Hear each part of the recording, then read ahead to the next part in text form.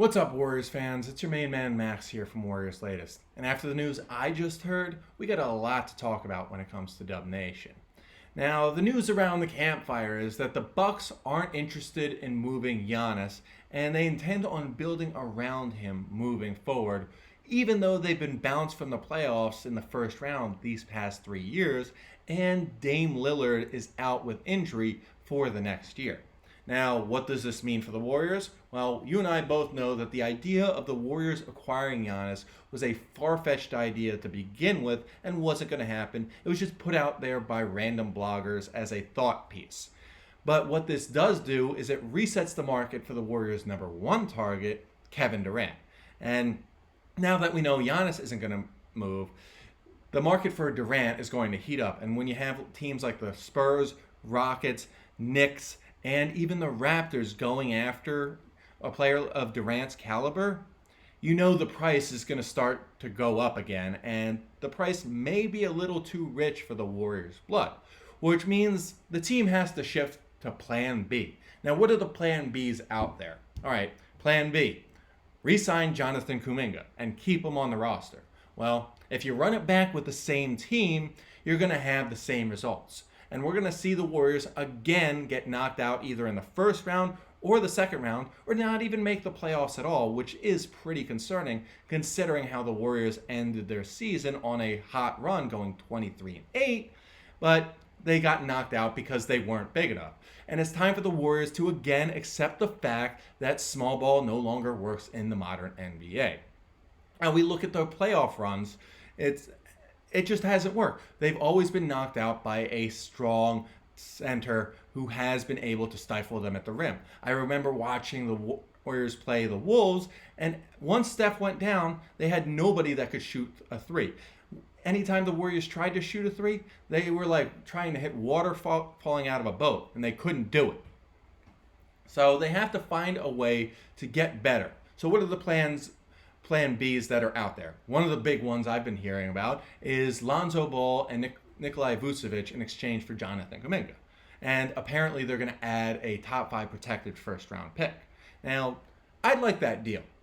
Kuminga straight up for two starting caliber players and a protected first round pick. It's pretty good in my mind. However, the biggest problem is neither of these players or the draft pick move the needle for the Warriors to make them even more championship contenders. Yes, Vucevic provides a valuable center and he's on an expiring contract, but what's that mean? If as soon as his contract expires, the Warriors' cap is tied up in Steph, Draymond, and Jimmy Butler. It's not like they can go out and sign another free agent. And with Lonzo Ball, you're still questioning how good his knees are, even though he is a young player on an affordable contract. And that top 5 protected pick, who knows what's going to turn out or what that is going to turn into. So it's a nice idea, but it doesn't really make much sense. Now, another player the Warriors have been linked to in the past and have been brought up again now that it's the offseason for them is Lauri Markkanen. And as we know, Lauri is one hell of a player. He won Most Improved Player of the Year a couple years back and was an All-Star. However, the question is, what's good and what's bad in acquiring him? Now, to look at the good, the Dubs are in win-now mode. And Lauri provides that much-needed big to stretch the floor. He can play back to the basket, and he can shoot from three. Two things that the Warriors really need, especially when they're going up against bigs like Anthony Davis. They're going up against Joker. They're going to go up against maybe guys like Joel Embiid if they make it to the finals, and even Karl Anthony Towns should the Knicks make it to the finals as well. And even getting there, they have to go through the likes of Oklahoma City to get to the finals. And Oklahoma City has a Twin Towers lineup with our Isaiah Hartenstein as well as Chet Holmgren.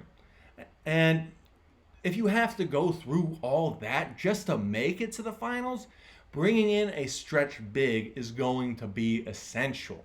Because if you bring them out, if you bring, say, the center out, it allows Jimmy Butler and Draymond Green to play closer to the basket where they play their best offensive game. We saw Jimmy and Draymond take threes against the Timberwolves. And it was bad, and I'm talking ugly bad. And I don't want to see it again. I want to see playoff Jimmy be playoff Jimmy, not force playoff Jimmy to play out of his element and shoot deep threes where he can't hit them. But on top of that, Laurie provides a youthful center or power forward, however you want to look at him, that can not only help the Warriors in the short term in terms of being an option to stretch the floor, but can help the Warriors pass their current championship window. As the current championship window for the Warriors is 2 more years. So after the 26-27 season, the window is closed. Steph, Draymond, and Jimmy's contract have expired all at the same year, and they're all in their age 37 season and plus. I believe Steph is going to be closer to 39. Jimmy and Draymond are going to be 37. And when you're at that point of your career, it's time to just call it and hang up the sneakers and move on to other things. Granted, that gives the Warriors a lot of cap space, but I'm not really sure if you don't have the cornerstones to build off of to continue, that the Warriors will be able to continue the dynasty. Now, by allowing players to play downhill, they will be able to stretch the floor, which is important, but it's not as important as what may go wrong in terms of acquiring Laurie. Now, when it comes to the negatives of acquiring Laurie, there is a lot, but it may not be as bad as I think. You tell me what you think, but Laurie may be what Charles Barkley calls a studio gangster, putting up big numbers on a bad team. Now, Laurie has had a lot of personal success, being a high scorer, getting those rebounds, making the All-Star team, and winning Most Improved Player of the Year.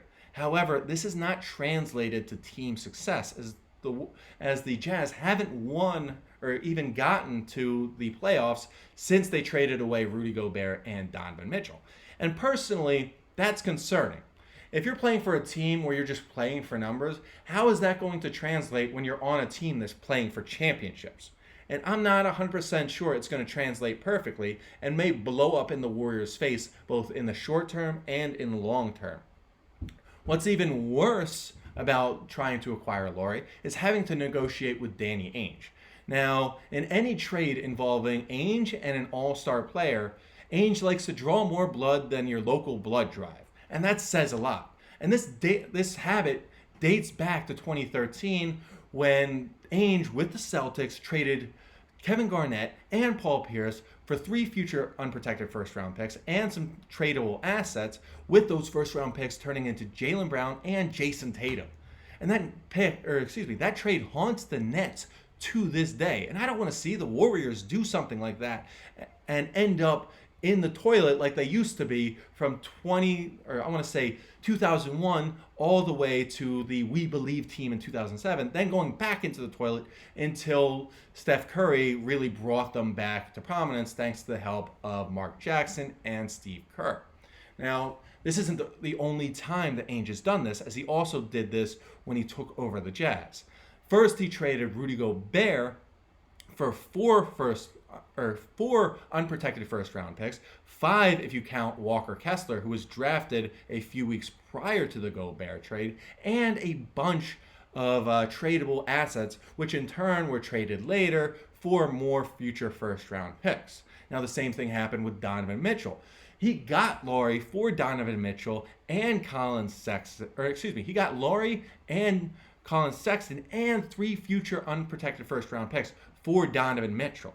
So he's going to find ways to draw as much blood as possible when trading an all-star. And the price may be a little too steep. And that's what's concerning. You're looking to bring in a great player, but you don't want to pay a king's ransom and have to give away your firstborn in order to acquire him. But you have to look, if you're a Warriors fan, you have to look at the bottom line. And again, the bottom line is the Warriors are in win now mode. And they need to get better. And the way they get better is by getting bigger. After what happened versus the Rockets and what happened versus the Timberwolves, the Warriors don't have the size to match up with the bigger teams that they're going to face in the playoffs if they want to win the title. They can count on other teams maybe knocking them out, but the odds are that they're going to have to face at least one of those teams moving forward, whether that be the retooled Mavericks, the Oklahoma City Thunder, the Rockets, even the Nuggets moving forward, who have Joker on their roster, who's always been tough to deal with. And Lauri provides that spacing and size that they haven't had since Andrew Bogut or Zaza Pachulia. And I want to see them do well. And to do well, they need that size. And big men like Lauri aren't readily available many places. Lauri is an up-and-coming young guy that can match up with the best of them, but you can't find guys like that very often. And his size and ability to stretch the floor will free up opportunities for Draymond, Steph, and Jimmy Butler on the offensive end, whether that be Draymond and Jimmy attacking the basket and getting an easy bucket, or even Steph Curry freeing him up from the constant double teams that he always faces in the playoffs, especially that he faced in the Rocket series, and allow him to constantly get his buckets as well, shoot from deep three, and put up those crazy shots that we all love. But it really starts with understanding what it's going to cost the Warriors in order to acquire Lauri. And if the Warriors begin negotiations, maybe at the draft, just to really get some feelers out, they may be able to find a way to get Danny Ainge to meet them in the middle and then acquire Lauri without giving up much blood, or at least just giving up first round picks that have some protections on them. Now, when you look at a trade for Lauri, it's going to cost Jonathan Kuminga, it's going to cost Moses Moody, and it's going to cost Potts. And personally, I'm fine with that. Those guys aren't going to contribute to a championship team, and it's time to reset anyway when it comes to the roster outside of the court. And if that's what it costs, along with maybe 2 to 3 very protected first round picks, I'm okay with the Warriors pulling the trigger on this kind of deal as long as it helps them win a championship moving forward. And for Warriors Latest, I'm your main man, Max, and as always, go Dubs.